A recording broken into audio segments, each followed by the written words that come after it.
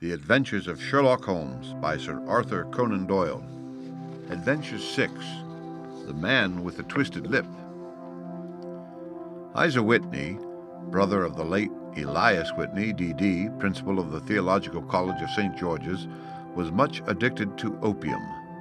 The habit grew upon him, as I understand, from some foolish freak when he was at college. For having read de Quincey's description of his dreams and sensations, he had drenched his tobacco with laudanum in an attempt to produce the same effects. He found, as so many more have done, that the practice is easier to attain than to get rid of, and for many years he continued to be a slave to the drug, an object of mingled horror and pity to his friends and relatives. I can see him now, with yellow, pasty face, drooping lids, and pinpoint pupils, all huddled in a chair, the wreck and ruin of a noble man. One night, it was in June '89, there came a ring to my bell about the hour when a man gives his first yawn and glances at the clock. I sat up in my chair, and my wife laid her needlework down in her lap and made a little face of disappointment. "A patient," said she. "You'll have to go out." I groaned, for I was newly come back from a weary day. We heard the door open, a few hurried words, and then quick steps upon the linoleum. Our own door flew open, and a lady clad in some dark-colored stuff with a black veil entered the room. "You will excuse my calling so late," she began, and then, suddenly losing her self-control, she ran forward, threw her arms about my wife's neck, and sobbed upon her shoulder. "Oh, I'm in such trouble," she cried. "I do so want a little help." "Why," said my wife, pulling up her veil, "it is Kate Whitney." "How you startled me, Kate. I had not an idea who you were when you came in." "I didn't know what to do, so I came straight to you." That was always the way. Folk who were in grief came to my wife like birds to a lighthouse. "It was very sweet of you to come. Now, you must have some wine and water and sit here comfortably and tell us all about it. Or should you rather that I send James off to bed?" "Oh, no. I want the doctor's advice and help, too. It's about Isa. He has not been home for 2 days. I'm so frightened about him." It was not the first time that she had spoken to us of her husband's trouble. To me as a doctor, to my wife as an old friend and school companion, we soothed and comforted her by such words as we could find. Did she know where her husband was? Was it possible that we could bring him back to her? It seems that it was. She had the surest information that of late he had, when the fit was on him, made use of an opium den in the farthest east of the city. Hitherto his orgies had always been confined to one day, and he had come back twitching and shattered in the evening. But now the spell had been upon him 48 hours, and he lay there, doubtless amongst the dregs of the dock, breathing in the poison or sleeping off the effects. There he was to be found, she was sure of it, at the Bar of Gold in Upper Swandam Lane. But what was she to do? How could she, a young and timid woman, make her way into such a place and pluck her husband out from among the ruffians who surrounded him? There was the case, and of course there was but one way out of it.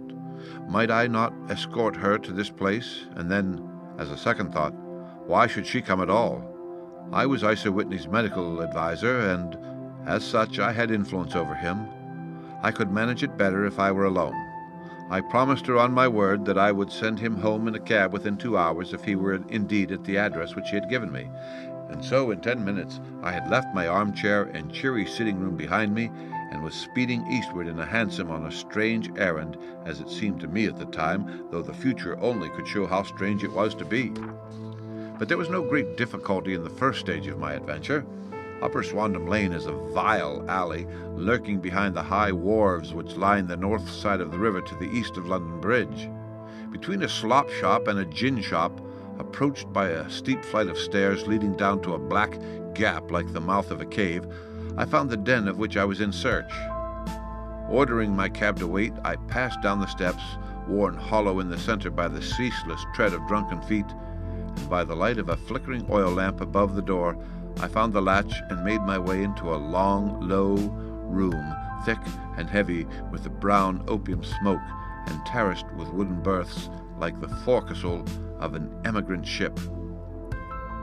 Through the gloom, one could dimly catch a glimpse of bodies lying in strange, fantastic poses, bowed shoulders, bent knees, heads thrown back and chins pointing upward, with here and there a dark, lack-lustered eye turned upon the newcomer.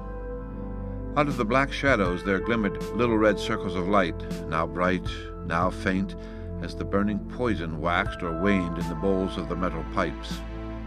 The most lay silent, but some muttered to themselves, and others talked together in a strange, low, monotonous voice, their conversation coming in gushes and then suddenly tailing off into silence, each mumbling out his own thoughts and paying little heed to the words of his neighbor. At the farther end was a small brazier of burning charcoal, besides which, on a three-legged stool, there sat a tall, thin, old man, with his jaw resting upon his two fists and his elbows upon his knees, staring into the fire. As I entered, a sallow Malay attendant had hurried up with a pipe for me and a supply of the drug, beckoning me to an empty berth. "Thank you, I have not come to stay," said I. "There is a friend of mine here, Mr. Elias Whitney, and I wish to speak with him." There was a movement and an exclamation from my right, and peering through the gloom I saw Whitney, pale, haggard, and unkempt, staring out at me.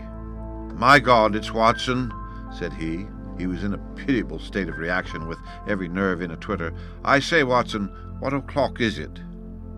"Nearly 11. "Of what day?" "Of Friday, June the 19th. "Good heavens!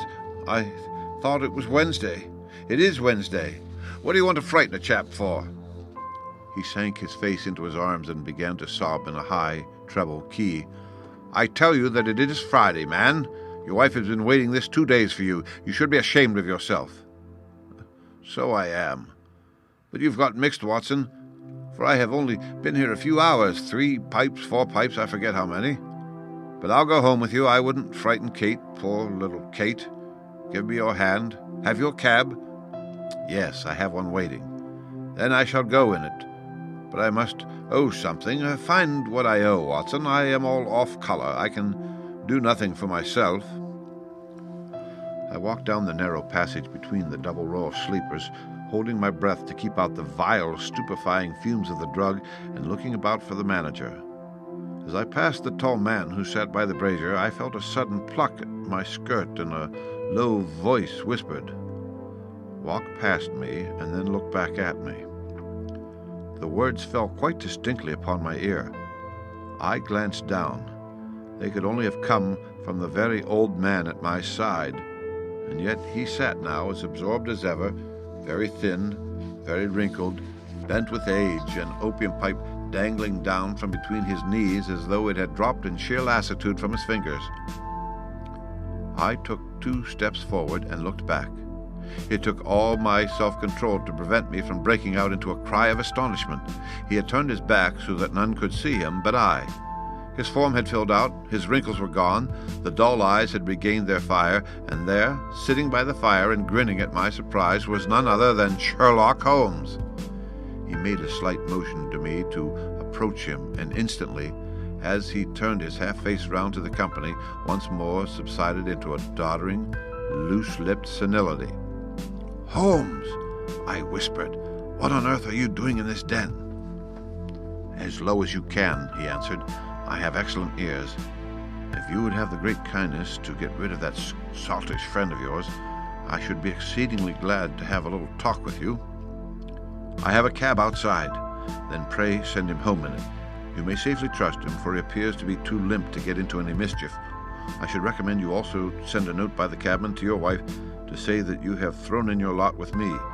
If you will wait outside, I shall be with you in 5 minutes." It was difficult to refuse any of Sherlock Holmes' requests, for they were always so exceedingly definite and put forward with such a quiet air of mastery. I felt, however, that when Whitney was once confined in the cab, my mission was practically accomplished, and as for the rest, I could not wish anything better than to be associated with my friend in one of those singular adventures which were the normal condition of his existence. In a few minutes I had written my note, paid Whitney's bill, led him out to the cab, and seen him driven through the darkness. In a very short time, a decrepit figure had emerged from the opium den, and I was walking down the street with Sherlock Holmes. For 2 streets he shuffled along with a bent back and an uncertain foot. Then, glancing quickly round, he straightened himself out and burst into a hearty fit of laughter. "I suppose, Watson," said he, "that you imagine that I have added opium smoking to cocaine injections and all the other little weaknesses on which you have favored me with your medical views.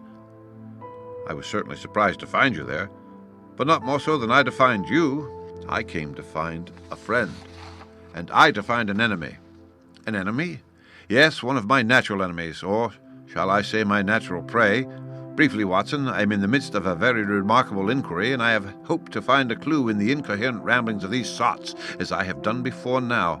Had I been recognized in that den, my life would not have been worth an hour's purchase, for I've used it before now for my own purposes, and the rascally lascar who runs it has sworn to have vengeance upon me. There is a trapdoor at the back of that building, near the corner of Paul's Wharf, which could tell some strange tales of what has passed through it upon the moonless nights." "What?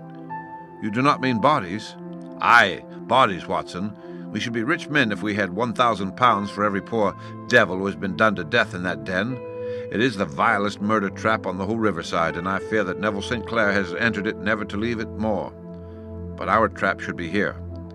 He put his 2 forefingers between his teeth and whistled shrilly, a signal which was answered by a similar whistle from the distance, followed shortly by the rattle of wheels and the clink of horses' hoofs. "Now, Watson," said Holmes, as a tall dog-cart dashed up through the gloom, throwing out 2 golden tunnels of yellow light from its side lanterns, "you'll come with me, won't you?" "If I can be of use." "Oh, a trusty comrade is always of use, and a chronicler still more so. My room at the Cedars is a double-bedded one." "The Cedars?"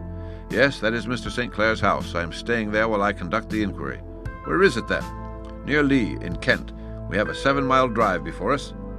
"Why, I'm all in the dark." "Of course you are. You'll know all about it presently. Jump up here." "All right, John, we shall not need you. Here's half a crown. Look out for me tomorrow about 11. Give her head. So long, then." He flicked the horse with his whip, and we dashed away through the endless succession of somber and deserted streets which widened gradually until we were flying across a broad balustraded bridge with the murky river flowing sluggishly beneath us. Beyond lay another dull wilderness of bricks and mortar, its silence broken only by the heavy regular footfall of the policeman, or the songs and shouts of some belated party of revelers. A dull wrack was drifting slowly across the sky, and a star or two twinkled dimly here and there through the rifts of the clouds.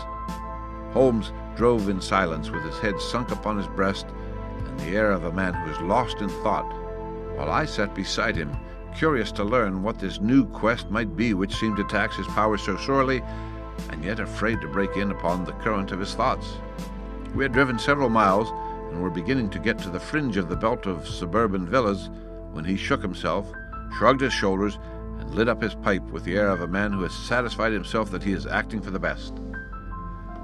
"You have a grand gift of silence, Watson," said he. "It makes you quite invaluable as a companion. Upon my word, it is a great thing for me to have someone to talk to, for my own thoughts are not over-pleasant. I was wondering what I should say to this dear little woman tonight when she meets me at the door." "You forget that I know nothing about it. I shall just have time to tell you the facts of the case before we get to Lee. It seems absurdly simple, and yet somehow I can get nothing to go upon. There's plenty of thread, no doubt, but I can't get the end of it into my hand. Now, I'll state the case clearly and concisely to you, Watson, and maybe you can see a spark where all is dark to me." "Proceed, then." Some years ago, to be definite in May 1884, there came to Lee a gentleman, Neville St. Clair by name, who appeared to have plenty of money. He took a large villa, laid out the grounds very nicely, and lived generally in good style. By degrees he made friends in the neighborhood, and in 1887 he married the daughter of a local brewer, by whom he now has 2 children. He had no occupation, but was interested in several companies, and went into town as a rule in the morning, returning by the 5:14 from Cannon Street every night. Mr. St. Clair is now 37 years of age, is a man of temperate habits, a good husband, a very affectionate father, and a man who is popular with all who know him. I may add that his whole debts at the present moment, as far as we've been able to ascertain, amount to £88 10 shillings, while he has £220 standing to his credit in the capital and county's bank. There is no reason, therefore, to think that money troubles have been weighing upon his mind. Last Monday, Mr. Neville St. Clair went into the town rather earlier than usual, remarking before he started that he had 2 important commissions to perform, and that he would bring his little boy home a box of bricks. Now, by the merest chance, his wife received a telegram upon this same Monday, very shortly after his departure, to the effect that a small parcel of considerable value which she had been expecting was waiting for her at the offices of the Aberdeen Shipping Company. Now, if you are well up in your London, you will know that the office of the company is in Fresno Street, which branches out of Upper Swandam Lane, where you found me tonight. Mrs. St. Clair had her lunch, started for the city, did some shopping, proceeded to the company's office, got her packet, and found herself at exactly 4:35 walking through Swandam Lane on her way back to the station. Have you followed me so far? It is very clear. If you remember, Monday was an exceedingly hot day, and Mrs. St. Clair walked slowly, glancing about in the hope of seeing a cab, and as she did not like the neighborhood in which she found herself, while she was walking in this way down Swandam Lane, she suddenly heard an ejaculation, a cry, and was struck cold to see her husband looking down at her, and as it seemed to her, beckoning to her from a second-floor window. The window was open, and she distinctly saw his face, which she described as being terribly agitated. He waved his hands frantically to her, and then vanished from the window so suddenly that it seemed to her that he had been plucked back by some irresistible force from behind. One singular point which struck her quick feminine eye was that although he wore some dark coat, such as he had started to town in, he had on neither collar nor necktie. Convinced that something was amiss with him, she rushed down the steps, for the house was none other than the opium den in which you found me tonight, and running through the front door, she attempted to ascend the stairs which led to the first floor. At the foot of the stairs, however, she met this Lascar scoundrel of whom I have spoken, who thrust her back, and aided by a Dane who acts as assistant there, pushed her out into the street. Filled with the most maddening doubts and fears, she rushed down the lane, and by rare good fortune met in Fresno Street a number of constables with an inspector, all on their way to their beat. The inspector and two men accompanied her back, and in spite of the continued resistance of the proprietor, they made their way to the room in which Mr. St. Clair had last been seen. There was no sign of him there. In fact, in the whole of that floor there was no one to be found save a crippled wretch of hideous aspect, who it seems made his home there. Both he and the Lascar stoutly swore that no one else had been in the front room during the afternoon. So determined was their denial that the inspector was staggered, and had almost come to believe that Mrs. St. Clair had been deluded, when, with a cry, she sprang at a small deal box which lay upon the table and tore the lid from it. Out there fell a cascade of children's bricks. It was the toy which he had promised to bring home. This discovery, and the evident confusion which the cripple showed, made the inspector realize that the matter was serious. The rooms were carefully examined, and results all pointed to an abominable crime. The front room was plainly furnished as a sitting room and led into a small bedroom which looked out upon the back of one of the wharves. Between the wharf and the bedroom window is a narrow strip which is dry at low tide, but is covered at high tide with at least 4.5 feet of water. The bedroom window was a broad one and opened from below. On examination, traces of blood were to be seen upon the windowsill, and several scattered drops were visible upon the wooden floor of the bedroom. Thrust away behind a curtain in the front room were all the clothes of Mr. Neville St. Clair, with the exception of his coat.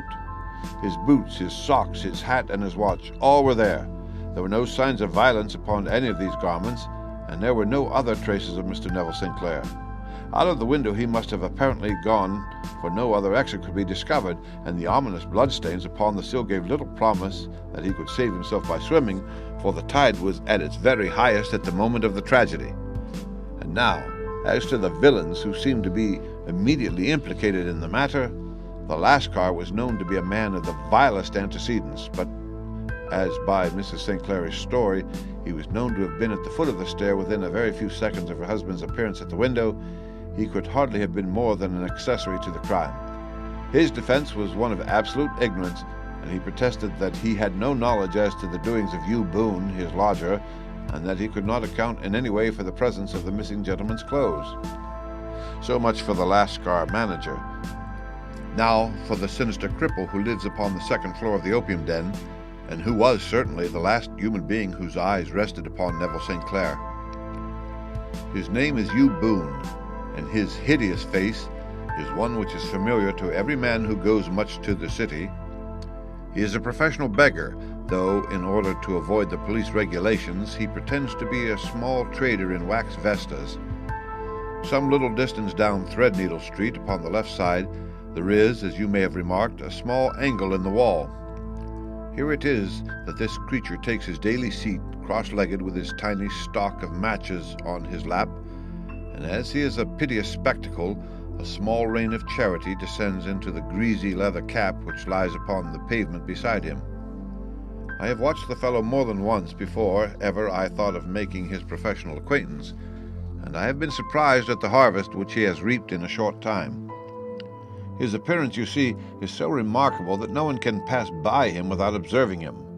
A shock of orange hair, a pale face disfigured by a horrible scar which by its contraction has turned up the outer edge of his upper lip, a bulldog chin, and a pair of very penetrating dark eyes which present a singular contrast to the color of his hair, all mark him out from amid the common crowd of mendicants, and so too does his wit, for he is ever ready with a reply to any piece of chaff which may be thrown at him by the passers-by. This is the man whom we now learn to have been the lodger at the opium den, and to have been the last man to see the gentleman of whom we are in quest. But a cripple, said I, what could he have done single-handed against a man in the prime of life?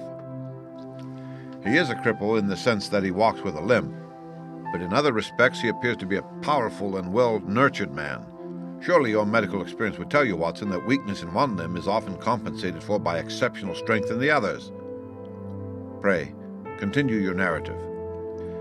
Mrs. St. Clair had fainted at the sight of the blood upon the window, and she was escorted home in a cab by the police, as her presence could be of no help to them in their investigations.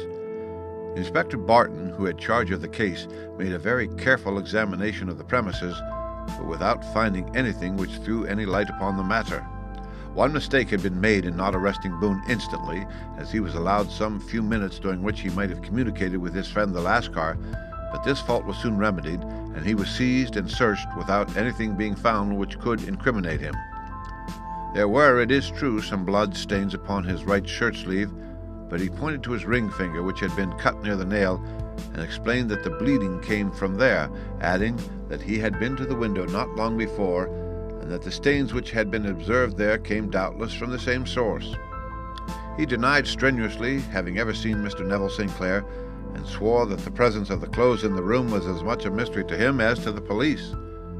As to Mrs. St. Clair's assertion that she had actually seen her husband at the window, he declared that she must have either been mad or dreaming. He was removed, loudly protesting, to the police station, while the inspector remained upon the premises in the hope that the ebbing tide might afford some fresh clue. And it did, though they hardly found upon the mud bank what they had feared to find. It was Neville St. Clair's coat, and not Neville St. Clair, which lay uncovered as the tide receded. And what do you think they found in the pockets? I can't imagine. No, I don't think you would guess. Every pocket stuffed with pennies and halfpennies, 421 pennies and 270 halfpennies. It was no wonder that it had not been swept away by the tide. But a human body is a different matter. There is a fierce eddy between the wharf and the house. It seemed likely enough that the weighted coat had remained when the stripped body had been sucked away into the river. But I understand that all the other clothes were found in the room. Would the body be dressed in a coat alone? No, sir, but the facts might be met speciously enough. Suppose that this man Boone had thrust Neville St. Clair through a window, there is no human eye which could have seen the deed. What would he do then? It would of course instantly strike him that he must get rid of the telltale garments.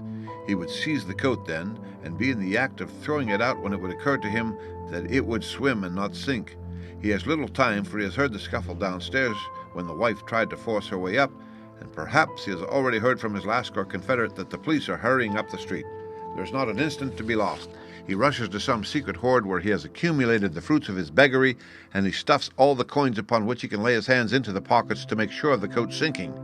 He throws it out, and would have done the same with the other garments had not he heard the rush of steps below, and only just had time to close the window when the police appeared. It certainly sounds feasible. Well, we will take it as a working hypothesis for want of a better.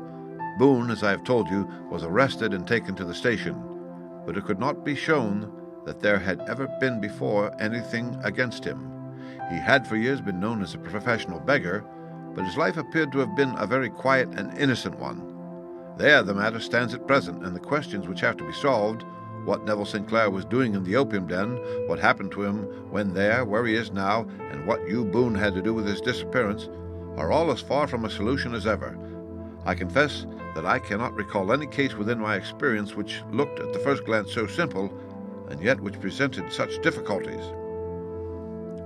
While Sherlock Holmes had been detailing this singular series of events, we had been whirling through the outskirts of the great town until the last straggling horses had been left behind, and we rattled along with a country hedge upon either side of us.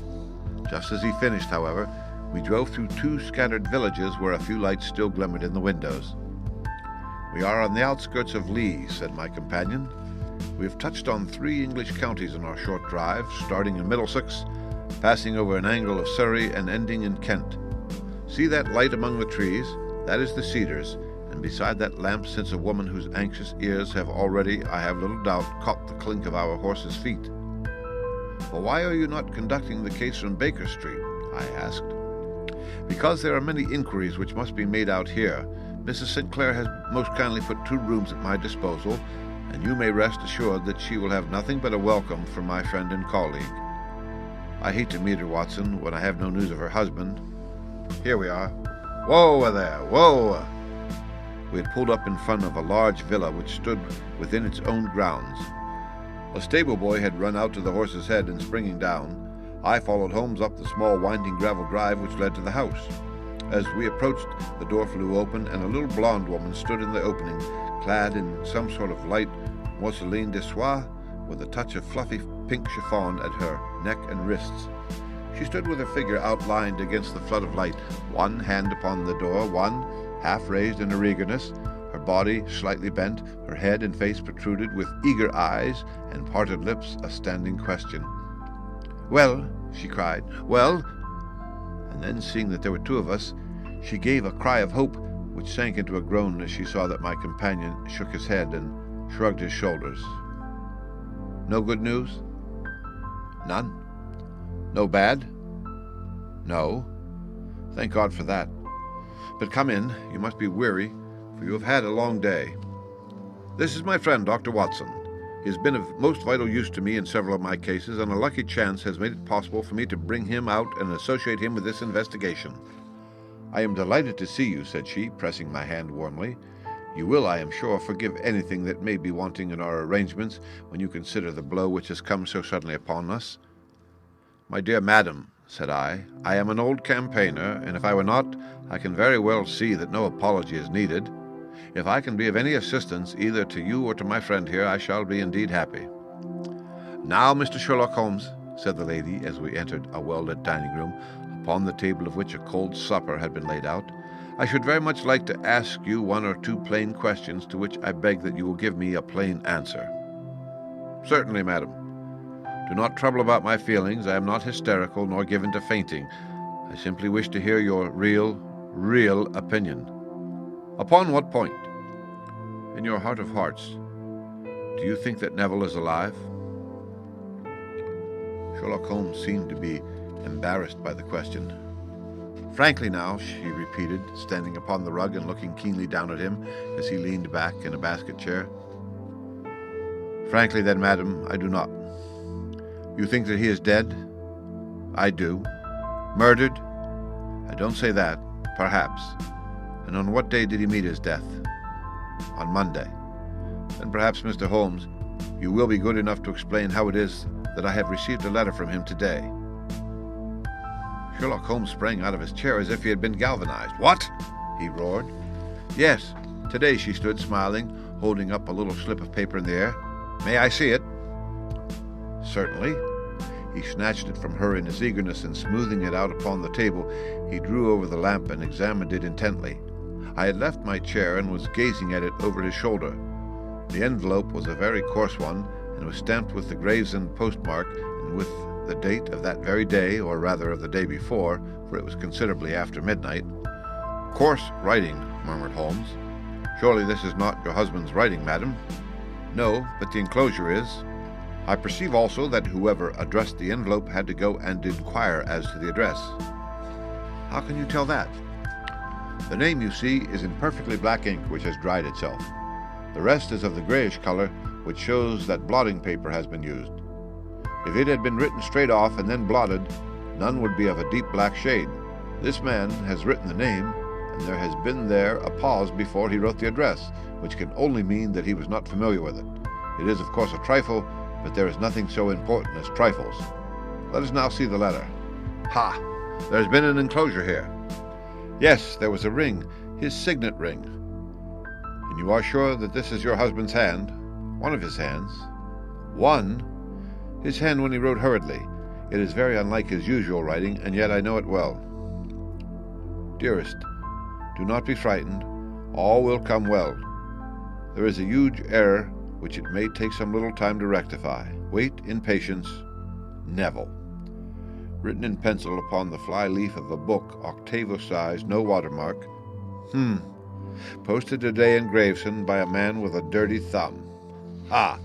And the flap has been gummed, if I am not very much in error, by a person who had been chewing tobacco. And you have no doubt that it is your husband's hand, madam? None. Neville wrote those words. And they were posted today at Gravesend. Well, Mrs. St. Clair, the clouds lighten, though I should not venture to say that the danger is over. But he must be alive, Mr. Holmes. Unless this is a clever forgery to put us on the wrong scent. The ring, after all, proves nothing. It may have been taken from him. No, it is his very own writing. Very well. It may, however, have been written on Monday and only posted today. That is possible. If so, much may have happened between. Oh, you must not discourage me, Mr. Holmes. I know that all is well with him. There is so keen a sympathy between us that I should know if evil came upon him. On the very day that I saw him last, he cut himself in the bedroom, and yet I in the dining room rushed upstairs instantly with the utmost certainty that something had happened. Do you think that I would respond to such a trifle and yet be ignorant of his death? I have seen too much not to know that the impression of a woman may be more valuable than the conclusion of an analytical reasoner, and in this letter you certainly have a very strong piece of evidence to corroborate your view. But if your husband is alive and able to write letters, why should he remain away from you? I cannot imagine it. It is unthinkable. And on Monday he made no remarks before leaving you. No. And you were surprised to see him in Swandam Lane. Very much so. Was the window open? Yes. Then he might have called to you. He might. He only, as I understand, gave an inarticulate cry. Yes, a call for help, you thought? Yes, he waved his hands. But it might have been a cry of surprise. Astonishment at the unexpected sight of you might cause him to throw up his hands. It is possible. And you thought he was pulled back? He disappeared so suddenly. He might have leaped back. You do not see anyone else in the room. No, but this horrible man confessed to having been there, and the last car was at the foot of the stairs. Quite so. Your husband, as far as you could see, had his ordinary clothes on. But without his collar or tie, I distinctly saw his bare throat. Had he ever spoken of Swandam Lane? Never. Had he ever shown any signs of having taken opium? Never. Thank you, Mrs. St. Clair. Those are the principal points about which I wish to be absolutely clear. We shall now have a little supper and then retire, for we may have a very busy day tomorrow. A large and comfortable double-bedded room had been placed at our disposal, and I was quickly between the sheets, for I was weary after my night of adventure. Sherlock Holmes was a man, however, who, when he had an unsolved problem upon his mind, would go for days and even for a week without rest, turning it over, rearranging his facts, looking at it from every point of view until he had either fathomed it or convinced himself that his data were insufficient. It was soon evident to me that he was now preparing for an all-night sitting. He took off his coat and waistcoat and put on a large blue dressing gown, and then wandered about the room collecting pillows from his bed and cushions from the sofa and armchairs. With these he constructed a sort of Eastern divan, upon which he perched himself cross-legged, with an ounce of shag tobacco and a box of matches laid out in front of him. In the dim light of the lamp I saw him sitting there, an old briar pipe between his lips, his eyes fixed vacantly upon the corner of the ceiling, the blue smoke curling up from him, silent, motionless, with the light shining upon his strong-set, aquiline features. So he sat as I dropped off to sleep, and so he sat when a sudden ejaculation caused me to wake up, and I found the summer sun shining into the apartment. The pipe was still between his lips, the smoke still curled upward, and the room was full of a dense tobacco haze. but nothing remained of the heap of shag which I had seen upon the previous night. "Awake, Watson?" he asked. "Yes." "Game for a morning drive?" "Certainly." "Then dress. No one is stirring yet, but I know where the stable boy sleeps, and we shall soon have the trap out." He chuckled to himself as he spoke. His eyes twinkled, and he seemed a different man to the somber thinker of the previous night. As I dressed, I glanced at my watch. It was no wonder that no one was stirring. It was 25 minutes past 4. I had hardly finished when Holmes returned with the news that the boy was putting in the horse. "I wanted to test a little theory of mine," said he, pulling on his boots. "I think, Watson, that you are now standing in the presence of one of the most absolute fools in Europe. I deserve to be kicked from here to Charing Cross, but I think I have the key of the affair now." "And where is it?" I asked, smiling. "In the bathroom," he answered. "Oh, yes, I'm not joking," he continued, seeing my look of incredulity. "I have just been there, and I have taken it out, and I have got it in this Gladstone bag. Come on, my boy, and we shall see whether it will not fit the lock." We made our way downstairs as quietly as possible and out into the bright morning sunshine. In the road stood our horse and trap, with the half-clad stable boy waiting at the head. We both sprang in, and away we dashed down the London road.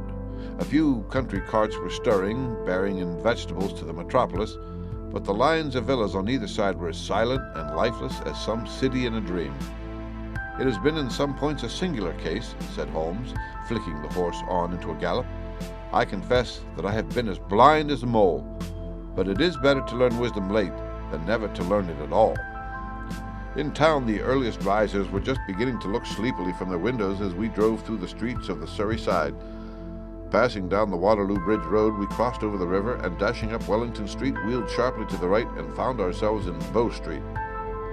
Sherlock Holmes was well known to the force, and the two constables at the door saluted him.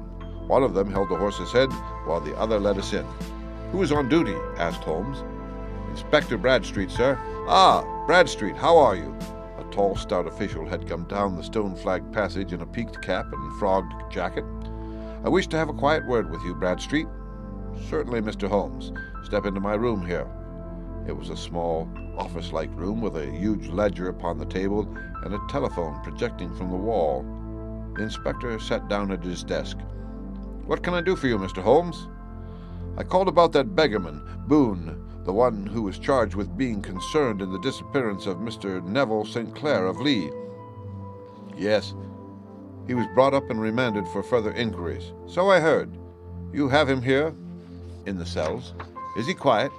"Oh, he gives no trouble, but he is a dirty scoundrel." "Dirty?" "Yes, it is all we can do to make him wash his hands, and his face is as black as a tinker's. Well, when once his case has been settled, he will have a regular prison bath, and I think if you saw him, you would agree with me that he needed it." "I should like to see him very much."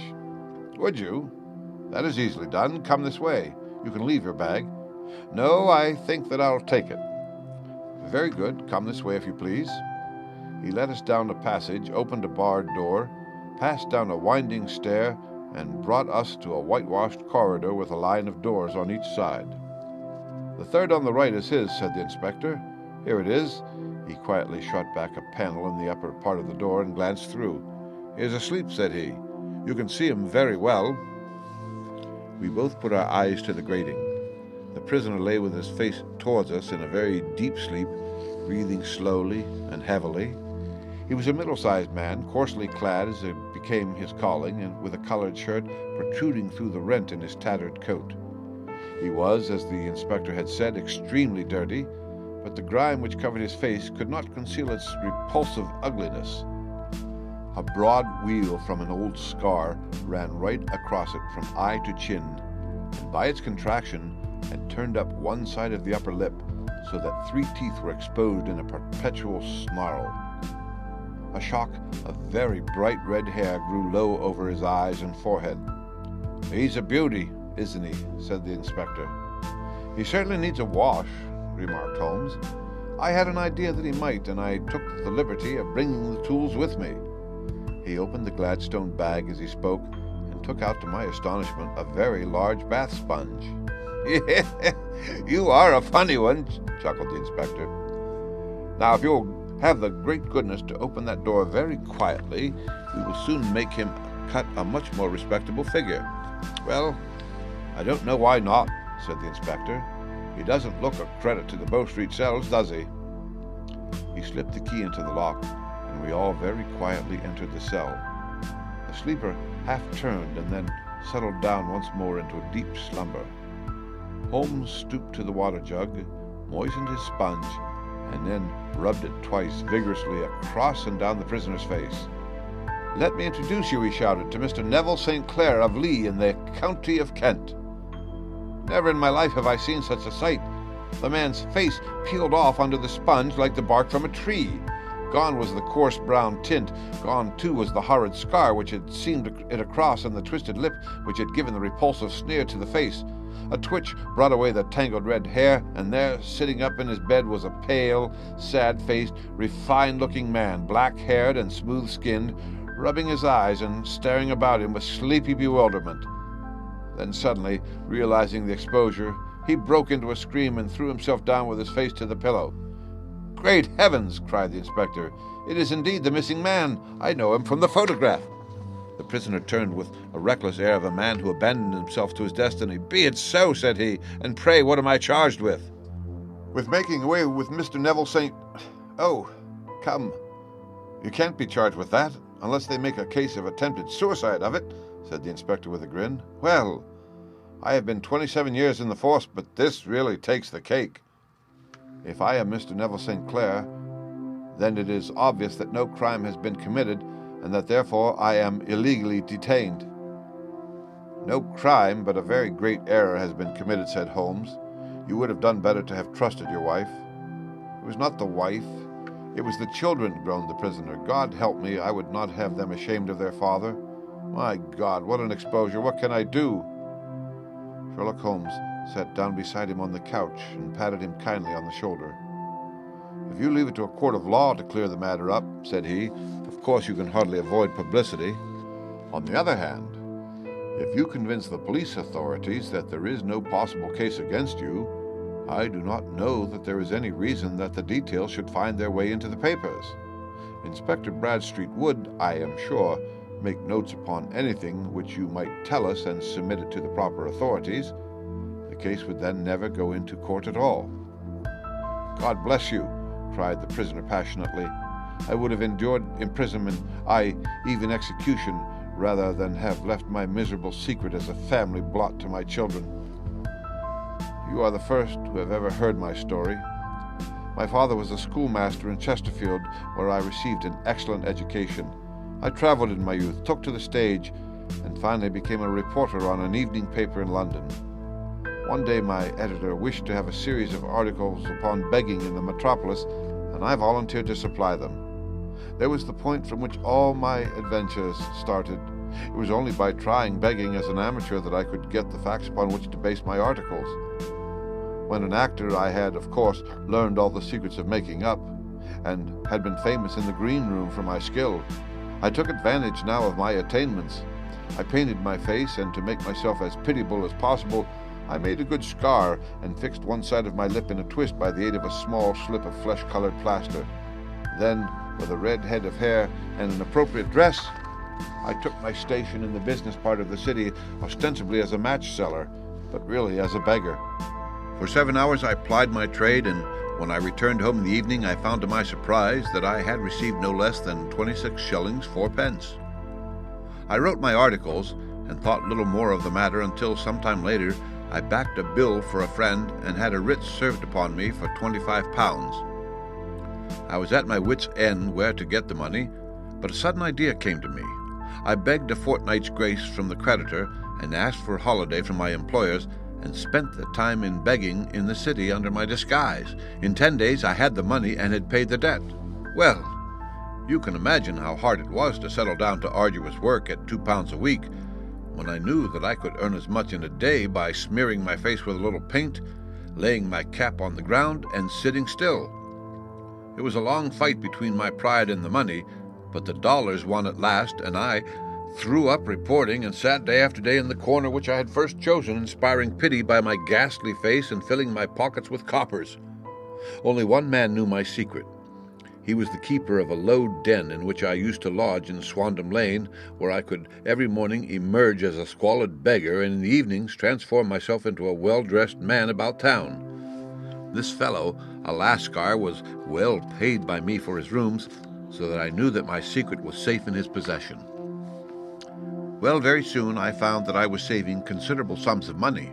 I do not mean that any beggar in the streets of London could earn £700 a year, which is less than my average takings, but I had exceptional advantages in my power of making up and also in a facility of repartee which improved my practice and made me quite a recognized character in the city. All day a stream of pennies varied by silver poured in upon me, and it was a very bad day in which I failed to make £2. As I grew richer, I grew more ambitious, took a house in the country, and eventually married without anyone having a suspicion as to my real occupation. My dear wife knew that I had business in the city. She little knew what. Last Monday I had finished for the day and was dressing in my room above the opium den when I looked out my window and saw to my horror and astonishment that my wife was standing in the street with her eyes fixed full upon me.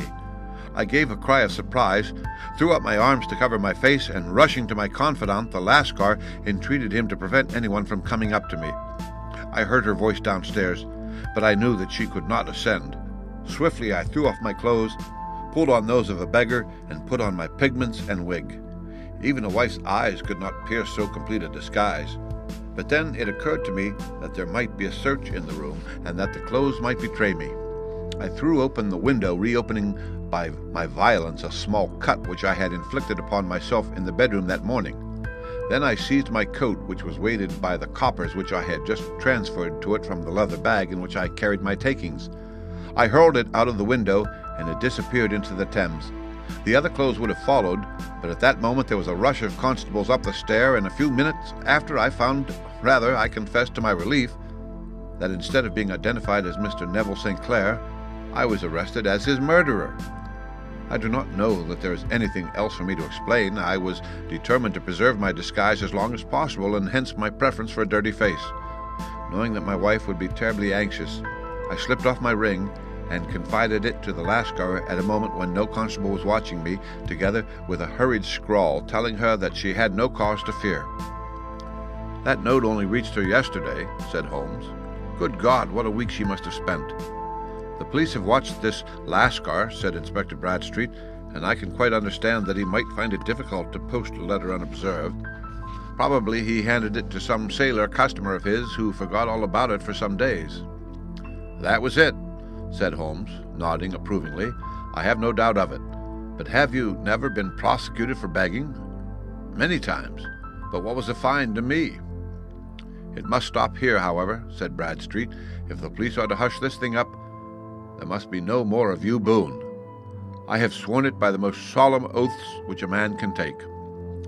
In that case, I think that it is probable that no further steps may be taken. But if you are found again, then all must come out. I am sure, Mr. Holmes, that we are very much indebted to you for having cleared the matter up. I wish I knew how you